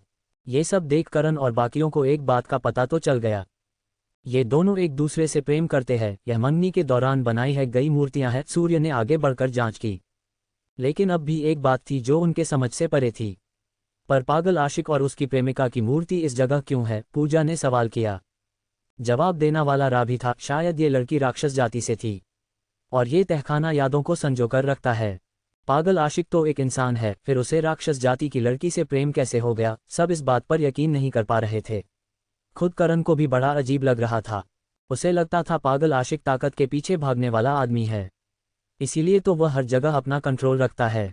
कोई शक नहीं था, सामर्थ हॉल का सबसे ताकतवर शख्स वही था। बेशक वह खुद कम स्तर पर हो, पर उसकी पकड़ इतनी ज्यादा थी जिसका सामना करण बिल्कुल भी नहीं कर सकता था। लीडर विश्वनाथ जैसे 10 लीडर भी आपस में मिल जाए तब भी पागल आशिक का कुछ नहीं बिगड़ने वाला था। अब जैसे जैसे करण उस पागल आशिक के बारे में जानने लगा था, उसे कुछ तो गड़बड़ लगने लगी थी। महारानी इंद्राणी का साथ देना, उसके लिए अपनी परछाई देना, ऐसा कोई बुरा आदमी तो नहीं कर सकता था। महारानी इंद्राणी को सबने हकार दिया था, तब वही था जिसने उसे अपना माना। हाँ, वह बात अलग थी। महारानी इंद्राणी से वह अपने काम भी करवाता था, लेकिन ये भी सच था उसके लिए वह करण से बहुत ज्यादा नाराज हो गया था। कुछ देर इस बारे में सोचने के बाद करण ने इस पर ध्यान देना ठीक नहीं समझा। उसकी खुद इतनी सारी मुसीबतें थी, उनका समाधान ही नहीं निकल रहा था। थोड़ी देर बाद वह सब उस जगह से आगे बढ़ गए। इस दौरान उन्हें पागल आशिक की और भी कई सारी यादें नजर आई, जहां वह लोगों से लड़ रहा था, उनके साथ खेल रहा था, दरबार सबके साथ बैठा हुआ था। इन सब ने उन सबको को और भी ज्यादा हैरान कर डाला था। राक्षस जाति के लोगों ने उसे अपना मान रखा था और वो भी इन्हें अपना ही मानता था। फिर ऐसा क्या हुआ? पागल आशिक ने पूरे राक्षसी जाति को अलग आयाम में फेंक दिया। सबके दिमाग में यही सवाल था। खुद करण भी इस सवाल का शिकार था। बहरहाल थोड़ी देर बाद वह सब एक हॉल जैसे इलाके में पहुंच गए। उस जगह पर उन्हें रेक नजर आए जिनमें तकनीकें भरी हुई थी, लेकिन सब राक्षसी ऊर्जा वाली थी, इसीलिए किसी ने भी उन्हें हाथ तक नहीं लगाया। सिर्फ करण के। वह उन सब तकनीकों के आसपास घूमने लगा। उसने एक किताब को उठाया, जब उसने पढ़ा तब उसे वापस रख दिया। तकनीक का लेवल बड़ा था, मगर वह सब आधी तकनीकें थी। उसका क्या ही मतलब था? पर तभी उसे अग्नि की आवाज़ सुनाई दी। तुम्हारे गुरुदेव ने तुम्हें अलग अलग तकनीकों को एक करने वाला फॉर्मूला दिया है न? फिर तुम इन सब तकनीकों को मिलाकर एक क्यों नहीं बना लेते? ऐसा मुमकिन है? ये सब तकनीकें अधूरी है? करण ने सवाल किया। इस पर अग्नि ने जवाब दिया, अधूरी है, इसीलिए तुम अपने मुताबिक उसे बना सकते हो। इसमें मैं तुम्हारी मदद करूंगा। हम इन सब को मिलकर एक नई तकनीक का इजाद कर सकते हैं। करण को अग्नि पर भरोसा नहीं था, फिर भी ज्यादा न सोचकर उन सबको अपने पास रख लिया। उसके पास अब कोई ताकतवर तलवार तकनीक नहीं थी। शेडो एडवांस तलवार तकनीक, 5 एलिमेंट ऑफ ड्रैगन, ये दोनों तकनीक करण की पहचान से जुड़ी हुई थी। इनका इस्तेमाल करना मुमकिन नहीं था। बहरहाल जब करण उन तकनीकों को अपने पास रख रहा था, उस दौरान प्रियांशी एक मंच पर आ गई थी। उसे वह बड़ा ही दिलचस्प लग रहा था। उसके आसपास बनी नक्काशियों से वह प्रभावित थी। उसने झुककर उस मंच को अपने हाथ से छुआ और तभी गड़गड़ गड़गड़ की आवाज़ सुनाई दी। इससे सबका ध्यान प्रियांशी पर गया, जिसके नीचे का मंच लाल रोशनी से चमक उठा था। करण की आंखें नम हो गई। हटो वहां से। करण ने रफ्तार तकनीक का इस्तेमाल किया। वह प्रियांशी तक पहुंचा ही था, उसी समय वह एक अदृश्य दीवार से टकराया। उसने उसे इतना तगड़ा झटका दिया, सारे रेक तोड़ते हुए वह दीवार से टकराया। लेकिन उसका ध्यान तो प्रियांशी पर था, जिसके आसपास बनी अदृश्य दीवार ने लाल रंग ले लिया था, जिसमें प्रियांशी को देख पाना मुश्किल था। करण फिर से उस मंच को तबाह करने के लिए दौड़ा, मगर इससे पहले ही उसे अग्नि की आवाज़ सुनाई दी। हाथ पैर मारकर कोई मतलब नहीं है, इसे तो पागल आशिक भी नहीं तोड़ सकता। मेहनत करना बेकार है। ये जानकर करण का दिल परेशान हो गया। वह इस मंच को नहीं तोड़ सकता। फिर वह एप 1309 लेजेंडरी सेक्शन। उस मंच में प्रियांशी कैद हो गई थी। उसकी आवाज़ तक करण को सुनाई नहीं दे रही थी। दिखना तो दूर की बात थी, इस चीज़ ने करण और बाकियों को परेशान कर दिया। ये देख अग्नि ने उसे समझाया, चिंता मत करो, उसकी जान खतरे में नहीं है। वह मंच असल में राक्षसी तकनीक का है। इसमें कई सारी प्राचीन तकनीकें हैं। प्रियांशी को एक मौका मिला है, वह उनमें से एक तकनीक को पा सकती है, अगर वह मंच की शर्तों को पूरा करती होगी तो। ऐसा है, करण तो डर ही गया था, लेकिन ये सिर्फ एक मौका है, ये जानकर करण ने एक राहत भरी। लीडर, हमें क्या करना है? क्या हम इसे अपनी ताकत से तोड़ने की कोशिश करें? दोनों श्रेष्ठ हड़बड़ाकर करण के पास आए। करण ने इसके लिए उन्हें मना कर दिया और उन्हें बताया कि प्रियांशी को कोई खतरा नहीं है, बस उसे मौका मिला है तकनीक पाने का। इससे उन सब के दिल को भी सुकून पहुंचा। फिर हम इस जगह क्या करेंगे? पूजा ने पूछा। करण ने उसे देखा, फिर पास जमीन पर बैठ गया। अब वह उस जगह से तभी हटेगा जब प्रियांशी उस जगह से बाहर आएगी। इससे सबको भी संदेश मिल गया और सब इधर उधर पड़े सामान को चेक करने लगे, क्या पता उनको भी कुछ खास मिल जाए। काफ़ी बार इधर उधर हाथ मारने के बाद भी उन्हें कुछ भी खास नहीं मिला। इससे उनका चेहरा उतर गया। तभी मंच पर फैली रोशनी कम होने लगी और प्रियांशी सबको उस जगह नजर आई। सब उठकर उसके पास पहुंच गए। इस समय प्रियांशी की आंखों अलग ही चमक थी। कुछ खास मिला है? करण ने पूछा। इस पर प्रियांशी ने हाँ में सिर हिलाया। ये जानकर सब उत्सुक हो गए, खासकर राहु। वह उछलकर मंच पर आ गया। मुझे भी कोशिश करनी है, आप नीचे जाएंगी श्रेष्ठ? प्रियांशी ने उसे एक नज़र देखा, फिर बिना कुछ बोले करण के पास आके खड़ी हो गई। राहु बड़ी खुशी से झुका, अपनी ऊर्जा को मंच में संचार करने लगा। पर जब काफ़ी देर हो गई तब उसकी खुशी भ्रमित भाव में बदल गई। उसने कई बार कोशिश की पर हर बार उसे निराशा ही हाथ लगी। यह मुझे तकनीक क्यों नहीं दे रहा? राहु चिढ़कर खड़ा हो गया। मुझे कोशिश करने दो। सूर्य उस मंच पर चढ़ गया, लेकिन मंच ने उसे भी स्वीकार नहीं किया। इससे उसके मुंह भी लटक गया। सब सवालिया नज़रों से करण को देखने लगे। उसने ही उन्हें इस मंच के बारे में बताया था। करण ने कहा, यह मंच राक्षसी जाति का है, सिर्फ नकारात्मक ऊर्जा और राक्षसी जाति के लोग इसका इस्तेमाल कर सकते हैं। अच्छा, सबके मुंह लटक गए। उनमें से कोई भी मंच की इच्छा को पूरा नहीं करता था। इससे उन्हें थोड़ी उदासी तो थी, पर इस बात से आराम था, सिर्फ प्रियांशी को इससे फ़ायदा हुआ और किसी को नहीं, वरना उनकी तो बड़ी बेइज्जती हो जाती। तुम्हें भी कोशिश करनी चाहिए, प्रियांशी ने करण को तकनीक लेने के लिए कहा। मगर करण का इसमें कोई मूड नहीं था। दरअसल वह बाहर से शांत जरूर था, पर अंदर से वह फूटते ज्वालामुखी की तरह था, जो किसी भी पल सबको अपनी चपेट में ले लेगा। बार बार उसे लाडो की आवाज़ अपने कानों में सुनाई दे रही थी। जब जब वह पलकें बंद करता उसे नमन की वो मुस्कान याद आ जाती। प्रियांशी को भी इस बात का आभास था, मगर यह एक खास मौका था और वह नहीं चाहती थी करण इससे वंचित रह जाए। एक बार कोशिश कर लो हम सब के लिए। तुम जितने शक्तिशाली होंगे हम भी उतने ज़्यादा सुरक्षित होंगे। प्रियांशी ने उस जगह ऐसी बात की थे जो करण को याद दिला गई। उसे इतना ताकतवर बनना है, उसके दुश्मन उसके लोगों को हाथ लगाने से पहले 1000 बार सोचें। लगता है अब तक उसने वह मुकाम हासिल नहीं किया। तभी तो नमन जैसा लड़का लाडो को मारकर उसे उसका सिर दे गया। करण ने मुट्ठी भींच ली, फिर उसे खोल भी दिया। अपने कदम उसने मंच की तरफ बढ़ा दिए। सब करण से दूर दूर हो गए थे। मंच पर आने के बाद करण ने एक नज़र प्रियांशी को देखा, फिर अपनी स्टोरेज रिंग से शिवम, ज्वाला पक्षी, किंग, पिस्टल बिस्ट तीनों को बाहर निकाल दिया। वह प्राचीन बिजली चिल कबीले के श्रेष्ठों पर कोई यकीन नहीं करता था। बाकी के लोग लालच में प्रियांशी को परेशान कर सकते थे, हालांकि इसके आसार कम थे, पर वह रिस्क लेने के मूड में नहीं था। इस वजह से उसने उन तीनों को बाहर निकाल दिया। जब तक वह अंदर रहेगा ये लोग प्रियांशी की रक्षा कर लेंगे। प्रियांशी की सुरक्षा बढ़ाकर उसने मंच में अपनी ऊर्जा को डाला। तभी सबको फिर से लाल प्रकाश नजर आने लगा। जिसमें करण गायब हो रहा था। इनके पास नकारात्मक ऊर्जा भी है और पहली श्रेष्ठ के पास भी राहु बड़बड़ाया। फिर अपना दिमाग लगाकर सोचने लगा, इन्हें इस तहखाने के बारे में मालूम था जो किसी और को पता नहीं है। ड्रैगन लेडी भी उनके साथ है, कहीं ये लोग राक्षस जाति के तो नहीं है। राहु का शक गलत नहीं था, इतना सब एक साथ होना किसी को भी शक के घेरे में डाल सकता था। बहरहाल सब आसपास बैठकर करण के आने का इंतजार करने लगे। प्रियांशी आंखें बंद करके उसकी नई तकनीक को समझने की कोशिश करने लगी। वहीं करण के आसपास का नज़ारा पूरी तरह से बदल गया था। इस समय वह समंदर के किनारे पर था। आसमान का रंग लाल था और पानी काले रंग का, जिनकी लहरें करण के पास आके दम तोड़ देती। और तभी उस जगह एक आवाज़ सुनाई दी, जिसके साथ एक धुंधला सा शरीर भी दिखने लगा। तुम भी राक्षस जाति के नहीं हो? ये बार बार आम इंसान को इस जगह आने कौन दे रहा है? यह आवाज़ एक बीस्ट की थी, जो दिखने राइनो की तरह नजर आ रहा था, बस वह 2 पैरों पर चल सकता था। करण ने सख्त भाव के साथ कहा, तुम इस जगह ले पहरेदार हो या तकनीक देने वाले? पहले भी ऐसी आत्माएं करण से मिल चुकी थी, इसीलिए करण को कोई हैरान नहीं हुई। उस बीस्ट ने उसे ऊपर से नीचे तक देखा। तुम्हारे पास नकारात्मक ऊर्जा है पर राक्षसी ऊर्जा नहीं, लेकिन राक्षसी ऊर्जा भी नकारात्मक ऊर्जा का ही एक रूप है, इसीलिए मैं तुम्हें तकनीक लेने तो दूंगा, मगर प्राचीन तकनीक को पाने के लिए तुम्हें अपनी शक्ति का प्रदर्शन करना होगा।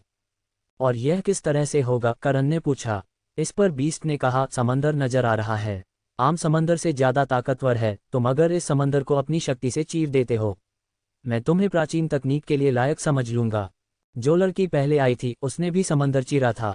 हाँ, उसने भी ऐसा ही किया था। मुझे लगा नहीं था वह प्राचीन तकनीक को हासिल करने लायक होगी, पर उसने मुझे गलत साबित कर दिया। मगर तुम उस लड़की से कमजोर स्तर पर हो, तुम ऐसा कर पाओगे या नहीं इसमें मुझे शक है। खैर, हजारों साल बाद कोई इस जगह आया है, अब तक कोई इस जगह क्यों नहीं आया? बीस्ट को कुछ भी पता नहीं था। उनका राक्षसी शहर तबाह कर दिया गया था, उनके लोगों को अलग आयाम में फेंक दिया गया था। करण ने कहा, तुम्हारी राक्षसी जाति को खत्म कर दिया गया है, तुम्हारे लोग कहाँ हैं पता नहीं। बीस्ट का चेहरा उतर गया। जिसका डर था वही हुआ। मैंने लीडर को कई बार समझाया था, मगर उन्होंने मेरी बात को नहीं माना, और वही हुआ जिसका मुझे डर था। हमें पहले ही ऊंची दुनिया से फेंक दिया गया था, और अब निचली दुनिया में भी हमारा अस्तित्व नहीं बचा। बीस्ट दुखी था, मगर करण को इससे कोई खास फर्क नहीं पड़ा। उसका खुद का दुख कम नहीं था, जो वह दूसरों के दुख भी सुनता रहे।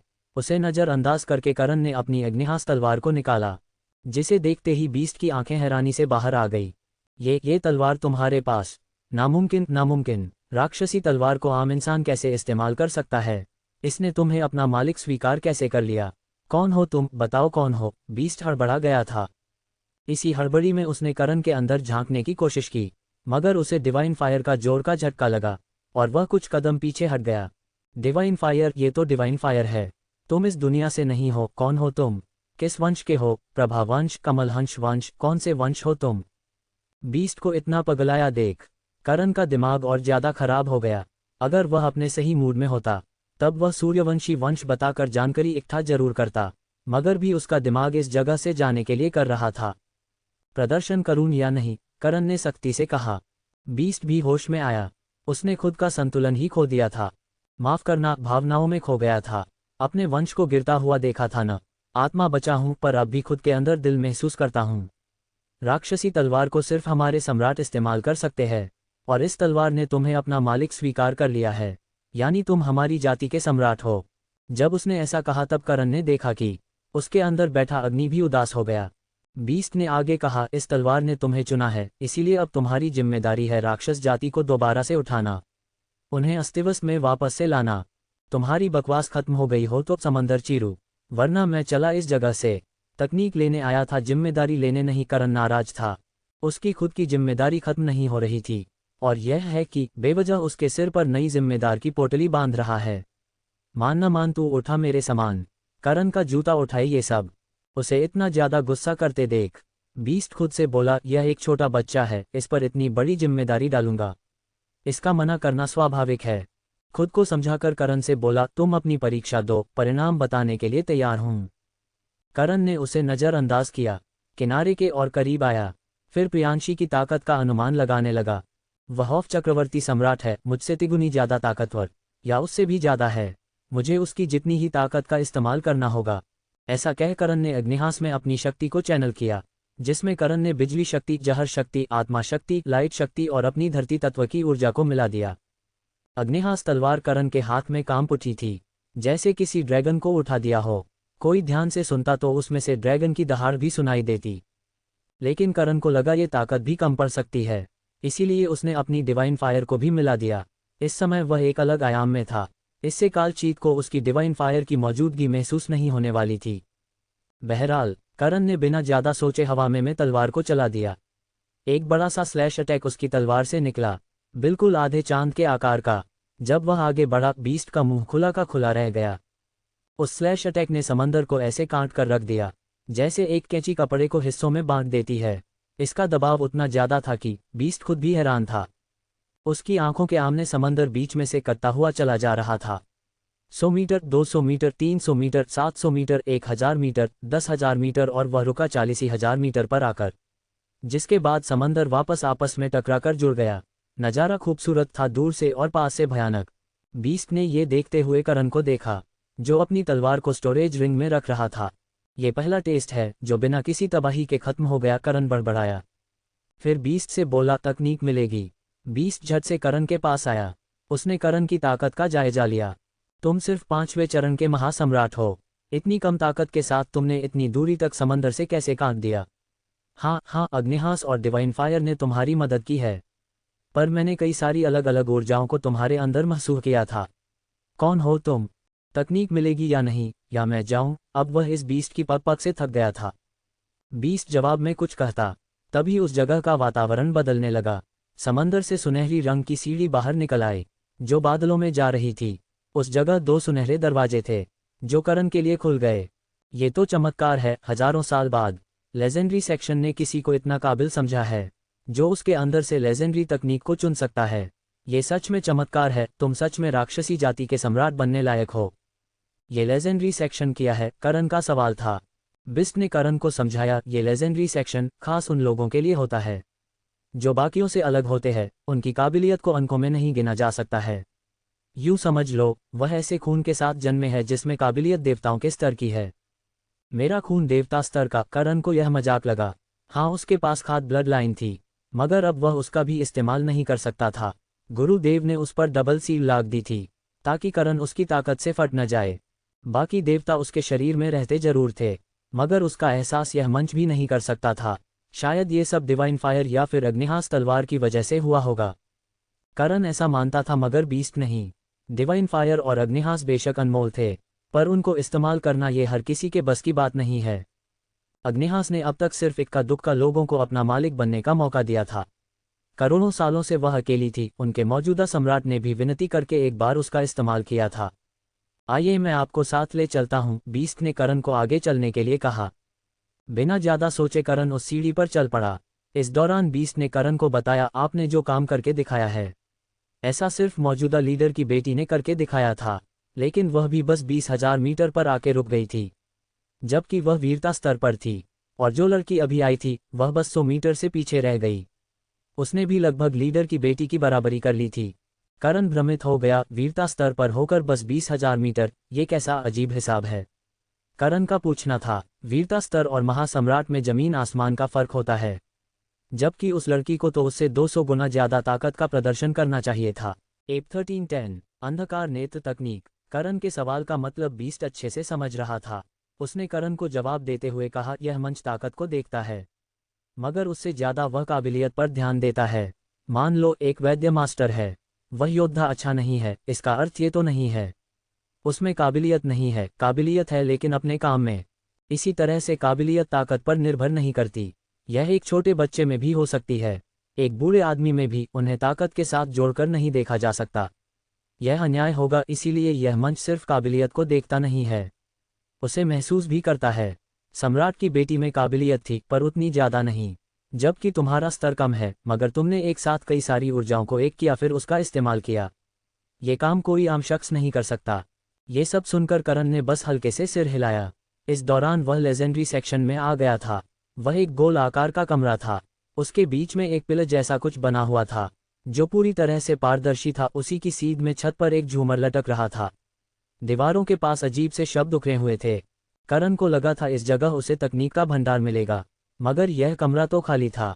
वह सवालिया नज़रों से बीस्ट को देखने लगा, कहीं उसके साथ गद्दारी तो नहीं हो रही। बीस्ट ने उसे बताया, ये लेजेंडरी सेक्शन है, इस जगह तकनीक का मिलना आम जगहों से अलग होता है। वह जो पारदर्शी पिलर नजर आ रहा है, उसमें अपनी ऊर्जा का संचार करो, तुम्हारी ताकत के हिसाब से तुम्हें वह तकनीक मिल जाएगी। तुमने तो कहा था काबिलियत के दम पर तकनीक मिलती है, अब तुम ताकत की बात कर रहे हो। करण की आंखें नम हो गई। थोड़ी देर पहले ये काबिलियत की कसीदे रट रहा था, अब ये फिर ताकत पर आ गया। ये किस तरह का दोगलापन है भाई? बीस्ट ने हंसते हुए कहा, काबिलियत के दम पर इस जगह आने का मौका मिलता है, मगर तकनीक वही मिलेगी जो तुम विकसित कर सको। यह मंच इस दुनिया का नहीं है, ऊंची दुनिया का है। वहां की आम तकनीक को विकसित करना भी एक बड़ा टास्क है। करण ने उसकी बकवास पर ध्यान नहीं दिया। उस पारदर्शी पिलर के पास आके उसने हाथ उस पर रख दिया, अपनी शक्तियों को उसमें डालना शुरू कर दिया। जब ऐसा हुआ, पिलर एक तरफ से रंग भरने लगा, मानो कांच के ग्लास में वाइन डाली जा रही हो। करण तब तक ऐसा करता था जब तक वह पिलर रंग से पूरी तरह भर नहीं गया, और तभी पिलर के अंदर से सुनहरी रोशनी निकली, जिसने करण को चारों तरफ से घेर लिया, जैसे वह करण की जांच कर रही हो। बिल्कुल मत हिलना, उसे अपना काम करने दो, बीस्ट ने करण को सलाह दी। पता चले करण उस रोशनी को खुद से दूर कर दे, इससे प्रोसेस टूट सकता था और करण को शायद तकनीक न मिले। पर करण भी पागल नहीं था, इतनी से बात उसे भी समझ आती थी। वह बिना कुछ बोले बस खड़ा रहा। लगभग 5 मिनट के बाद वह रोशनी करण से दूर हटकर छत पर बने झूमर में जाने लगी, जिसके लैंप एक एक करके जलने लगे। झूमर गोल गोल घूमने लगा। कितना समय हो गया था इस नज़ारे को देखे हुए, बीस्ट बड़बड़ाया। ये जो कुछ भी हो रहा था बड़ा ही सुंदर लग रहा था। ऐसा लगता था मानो स्वर्ग में आ गए हो। इसको बनाने वाला कोई आम शख्स नहीं था, उसकी कारीगरी अब भी लोगों को हैरान करने के लिए काफ़ी थी। बहरहाल झूमर जो अब तक घूम रहा था एकदम से रुक गया, जिसमें से 3 अलग अलग तरह की रोशनियां करण के सामने आके रुक गई। उस रोशनी में ऊर्जाओं से बनी 3 किताबें थीं। बीस्ट ने आगे बढ़कर कहा, तुम्हें 3 तकनीक में से एक तकनीक चुनने का मौका मिला है। हालांकि यह काफ़ी कम है, ज़्यादातर 10 तकनीक में से एक तकनीक का चुनाव मिलता है। पर जो चुनाव तुम्हें दिया गया है, ये ताकत के बेस पर नहीं बल्कि हुनर के तौर पर मिला है। करण ने बीस्ट को देखा, जो आगे कह रहा था, तुमने सही चुना, हमारी दुनिया के मुताबिक तुम्हारी शक्ति बहुत कम है। बहुत कम मतलब बहुत ज़्यादा कम, इसीलिए तुम्हें ताकत की श्रेणी से अलग करके हुनर की श्रेणी में डाला गया है। ये तीनों तकनीक सीखने के लिए ताकत नहीं बल्कि तुम्हारी समझदारी, सीखने की गति, थोड़ी बहुत ताकत और हुनर लगेगा। करण को यह सुनकर बिल्कुल भी अच्छा नहीं लगा, लेकिन सच्चाई से वह भी मुंह नहीं मोड़ सकता था। उसके पास ताकत कम थी, इसी वजह से तो लाडो को उस नमन ने मार दिया। उन सब ख्यालों को अलग करके करण ने उन तीनों तकनीकों को देखा। गुप्त संचार संभावना तकनीक। करण ने इस किताब का पन्ना पलटा, फिर उसे आगे पढ़ने लगा। गुप्त संचार संभावना तकनीक, ये तकनीक इस्तेमाल करने वाली की ऊर्जा को दूसरे की ऊर्जा में डालकर धमाका कर सकती है। इससे दुश्मन का शरीर टुकड़े में तबाह हो जाता है। नुकसान, दुश्मन को इसका अंदेशा हुआ, वह आसानी से उसे विफल कर सकता है। अगर इस्तेमाल करने वाला इसे सही से संभाल नहीं पाया, उसकी ऊर्जा उसका शरीर तबाह कर देगी। इस्तेमाल करने के लिए नकारात्मक ऊर्जा का कोई भी रूप। ये पढ़कर करण ने उस किताब का पन्ना बंद कर दिया। उसे ये तकनीक बकवास ही लगी थी, इसमें फ़ायदा कम नुकसान ज़्यादा था। अब क्या वह अपनी ऊर्जा को परमाणु बॉम्ब में बदलेगा? किसी ने गलती से उसे ऐसा करते हुए छेड़ दिया, फिर वह खुद फूट जाएगा। इस तकनीक को इस्तेमाल करना काफ़ी अच्छा है। इससे राक्षस जाति ने अपने दुश्मनों को उनके घर में घुसकर मार डाला था, बिना किसी को भनक लगे। बीस्ट ने कोशिश की करण उस तकनीक का चुनाव करें। अगर उसे मौका मिलता तो वह भी उसी तकनीक का चुनाव करता है। उसके लिए ये बेस्ट तकनीक में से एक थी, लेकिन करण के लिए नहीं। उसने दूसरी तकनीक को पढ़ा, रक्त बीज बीस्ट। करण ने इसका पन्ना खोला, रक्त बीज बीस्ट, इससे आप एक बीस्ट को अपनी मदद के लिए बुला सकते हैं। इससे पहले आपको उसे पालना पड़ेगा। इसमें 10 बीस्ट मिलते हैं, उनमें से एक ही बीस्ट का चुनाव कर सकते हैं। उसे बचपन से खून पिलाना पड़ेगा। 10,000 लीटर खून के बाद वह लड़ने के लायक बड़ा हो जाएगा। करण चिढ़ गया, हट। उसने किताब का पन्ना बंद कर दिया। ये जो तकनीक थी यह उसे बीस्ट पालने के लिए बोल रही थी। वह भी तकनीक वाला बीस्ट, जो बस लड़ने के लिए बाहर निकलेगा। ऊपर से उसे 10,000 लीटर खून भी देना होगा। इतना खून किया वह ऑनलाइन ऑर्डर करके मंगवाया है, ऊपर से बीस्ट की लल्लो पोंछों करो। ये सब करण की फितरत में नहीं था। उसे इतना निराश देख बीस्ट ने उसे समझाया, ये तकनीक वाकई में काफ़ी अच्छी है, बस 2 साल दोगे तो बीस्ट को जगा पाओगे, और फिर तुम्हारा मुकाबला करने वाला शायद ही कोई होगा इस जगह पर। और अगर तुमने 10 बीस्ट को मना लिया तो बात ही अलग है, फिर तो तुम ऊंची दुनिया में भी कमाल कर जाओगे। करण ने उसकी बात पर बिल्कुल भी ध्यान नहीं दिया। वह 2 साल एक एक तकनीक को देगा, फिर तो हो गया खेल, इससे तो अच्छा वह आत्मा देवता वाला आर्ट न सीख ले। उन दोनों तकनीकों को घिन भरी नजरों के साथ नजरअंदाज करके करण ने आखिरी तकनीक को देखा, अंधकार नेत्र। ये पढ़कर करण को थोड़ा सा इंटरेस्ट आया। पन्ना खोलकर उसने पढ़ना शुरू कर दिया। अंधकार नेत्र एक ऐसी भ्रामक तकनीक जो सिर्फ शरीर पर नहीं बल्कि आत्मा और दिमाग को निष्क्रिय कर देती है। इसमें इस्तेमाल करने वाला इस तकनीक से अपने दुश्मन को भ्रम में डाल देता है, जहां वह खुद को अकेला पाता है हजारों जंगली राक्षसों के बीच। नुकसान: ऊर्जा का बहुत ज्यादा इस्तेमाल करने वाले की आंख कमजोर हो सकती है, उसे कम से कम इसे इस्तेमाल करना चाहिए। तकनीक के रचनाकार: राक्षसी श्रेष्ठ रविंदर। मैं श्रेष्ठ रविंदर। इस तकनीक को बनाने का कारण: जब मैं अपने घर से दूर चला गया था, उस समय मैं एक बंजर धरती पर पहुंच गया था। उस जगह मेरा सामना जंगली राक्षसों से हुआ। वह इतने ज्यादा खूंखार और भयानक थे, मेरे दिमाग का संतुलन खराब हो गया था। 700 साल बाद मेरी तबीयत में सुधार आया, और उसके साथ इस तकनीक को बनाने का विचार भी। कुछ बदलाव के बाद मैंने इसमें आत्मा हमले और दिमागी हमले भी जोड़ दिए। करण को ये पढ़कर ये तकनीक अच्छी लगी। उसके पास मुक्कू था भ्रम बनाने के लिए, और वह उसके बहुत काम भी आता था। मगर ये तकनीक अलग थी। ये तकनीक भ्रम दिखाती नहीं थी, बल्कि भ्रम के अंदर इंसान को डालकर मार डालती थी। ऊपर से इसमें दिमागी और आत्मा हमले थे। ये सोचकर करण ने खुद से कहा, इससे मैं अपने से ज्यादा ताकतवर शख्स को भी हरा सकता हूँ। बिस्ट, जो करण के पास खड़ा था, करण को इस तकनीक में इंटरेस्ट दिखाता देख उसने झट से मना कर दिया, बिल्कुल भी नहीं, ये तकनीक लेने की जरूरत नहीं है। यह एक पागल श्रेष्ठ में बनाई थी। आज तक किसी ने भी इस तकनीक को नहीं चुना, और जिन्होंने चुना है वह पागल होकर मर गए। मुझे यही पसंद है, करण ने कहा। बिस्ट ने करण को समझाया, समझो दोस्त, तुम उभरते सितारे हो। ऐसी बकवास तकनीक पर समय और मेहनत बर्बाद मत करो। जिस श्रेष्ठ ने इस तकनीक को बनाया था वह पागल था। वह तो गलती से ये तकनीक लेजेंडरी सेक्शन में आ गई, वरना इस तकनीक को तो निषेध करार दिया गया है। जब वह उस हादसे से बाहर आया था, पागलों जैसी हरकतें करता था, मैं उस समय जिंदा था और बाहर था। मेरी बात मानो, मैं तुमसे उम्र और अनुभव में बड़ा हूं। जब उसने ऐसा कहा था, करण ने हाथ बढ़ाकर अंधकार नेत्र तकनीक का चुनाव कर दिया। पागल, बीस्ट ने सिर पीट लिया, और तभी बाकी दोनों तकनीकें गायब हो गई। जिस तकनीक का चुनाव करण ने किया था वह शब्दों में फटकर करण के दिमाग में घुस गई। लगभग 3 मिनट बाद करण ने अपनी आंखें खोली, फिर मुड़कर उस जगह से जाने लगा। मगर तभी बीस्ट ने उसका रास्ता रोक दिया। तुमने उस तकनीक का चुनाव क्यों किया? ऐसे मौके बड़ी किस्मत से मिलते हैं। एक पागल श्रेष्ठ की तकनीक चुनने की क्या जरूरत थी? इतने काबिल होकर तुमने उस तकनीक का चुनाव क्यों किया? बिस्ट ने आज से पहले इतना पागल लड़का अब तक नहीं देखा था। अगर यह बीस्ट वाली तकनीक चुन लेता तो भविष्य में देवताओं से लड़ने लायक ताकत हासिल कर लेता। मगर करण ऐसा नहीं सोचता था। उसने कहा, यह मंच डिवाइन ऊर्जा और तुम्हारे श्रेष्ठों की इंसाइट से लैस है। मैंने इसमें देवताओं की भी आभा को महसूस किया है। इनके होते हुए ऐसा कैसे हो सकता है कोई पागल राक्षस इसमें अपनी तकनीक को डाल सके? इसमें गड़बड़ होती तो इसे लेजेंडरी सेक्शन में नहीं रखा जाता। बिस्ट ने करण की बात पर गौर किया, और जहां तक करण ने कहा वह 100% सच था।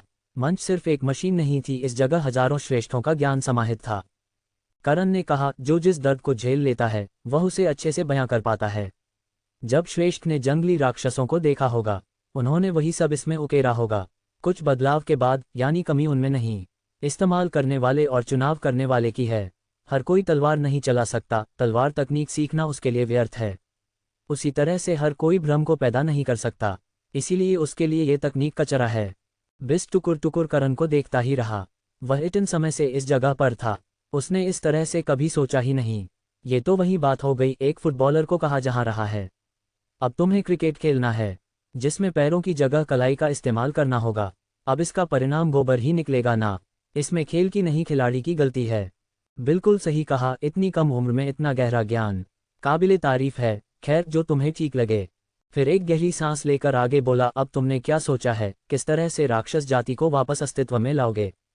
ये सब फालतू काम के लिए मेरे पास समय नहीं है। करण सीढ़ियों से उतरने लगा, ये जानकर कि करण इसके लिए राजी नहीं है, उनके अस्तित्व को फालतू समझ रहा है।